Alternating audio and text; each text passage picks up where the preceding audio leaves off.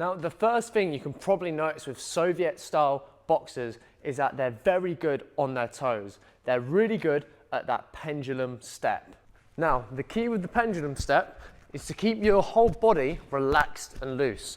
And I'm not going to bounce too high either. If you jump too high, you can't throw punches whilst you're mid-air, and you also can't defend punches mid-air either. So I'm making sure I've just got a little bounce, shifting my weight backwards and forwards like that. See how it's just a little bounce, body's relaxed, we're not jumping too high. You want to keep it all very minimal. So this way I can quickly slide out, I can quickly slide in, take a little half step back. Everything's minimal. You want to stay relaxed and keep the steps very minimal so you don't get caught off balance. You've got to make sure you're not bringing the feet close together as you're bouncing, because again, that'll leave you off balance. So you have to make sure you're keeping that shape as you're moving.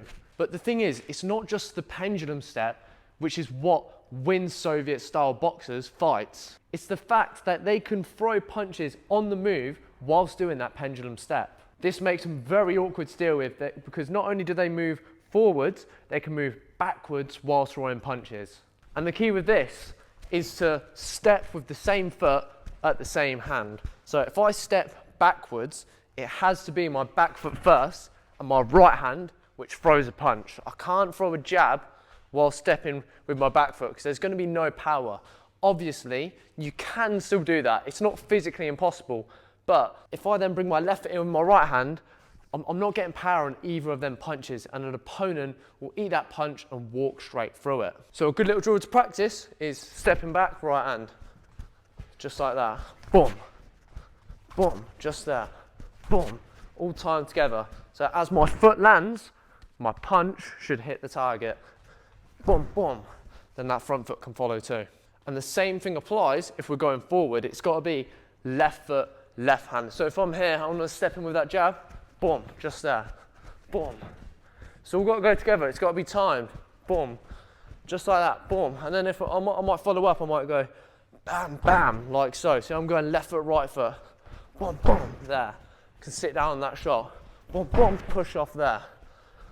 Boom, boom. See how the feet and the hands coordinate and work together. And remember, the key thing is you have to keep your shape. If you're bringing your feet together, the hands will not gain any power. But if you want to put that all together, you might even just sit back and throw cross hook cross on the back foot. It's quite advanced, but just think same foot, same hand. So I'm going right foot, right hand, left foot, left hand, right foot, right hand, back in my stance. There's 4 steps there. We're going 1, 2, 3, and then 4 to get us back in our shape. Just like so. Now, the next thing to note with Soviet-style boxers is how good they are with their lead hand, their front hand, the one that throws the jab. Sounds like this globe is slightly broken, but it will do for today's video. So Soviet-style boxers don't just stand like this whilst doing the pendulum step. They're actually using that lead hand for many different reasons. One, they know what range they're at. They're always feeling and testing that range, which means they know when they can hit you and when they can't. And also when they can get hit and when they can't get hit. But not only does it control the distance, what this can do is keep your opponent thinking. If I'm putting something in your face all the time, if my hand's always there, you're always thinking that you could get hit because there's something moving in front of you. All it takes is 1 split second for me to quickly pop out that jab and then get back to moving. So it stops the opponent from rushing in because they're thinking about what's in front of them. They don't want to get hit. They're always thinking about that punch that could come. It kind of looks like this. They might be working the opponent and then controlling that range. See how the bag's moving with me, but that lead hand is controlling that range there. Boom. Always keep them busy. Also, if you want to join my free boxing community, then check the link in the description where I'll be accessible to help you get coached every single day. I also have my free shadow boxing guide, punch power guide, and a full footwork course if you want to take a look.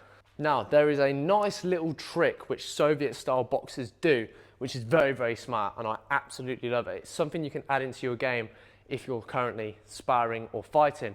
But what they do, not only do they target the head, not only do they target the body, they also target their opponent's chest and arms. Now, why do they do this? Because surely they're not going to hurt their opponent doing that, and surely it doesn't score points. That's a very good point. However, what it does do is stop their opponent from being able to rush in, and it keeps them thinking. It's very unorthodox. So if I have an opponent that's covered up like this, if I only try and target their head and body, it might be hard because they're shelled up. But if I hit the arms, it can then open up gaps. Just think, if you were to throw a jab at my left arm, my arm's going to go like this and then open up a gap down the middle.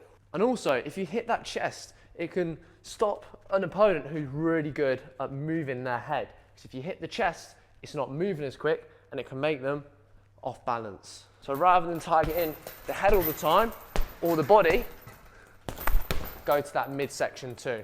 If you've got any questions about the Soviet style, please drop it in the comments below, as I'll be more than happy to answer it. And YouTube is going to suggest a video for you right here. So click that now and give that one a watch next.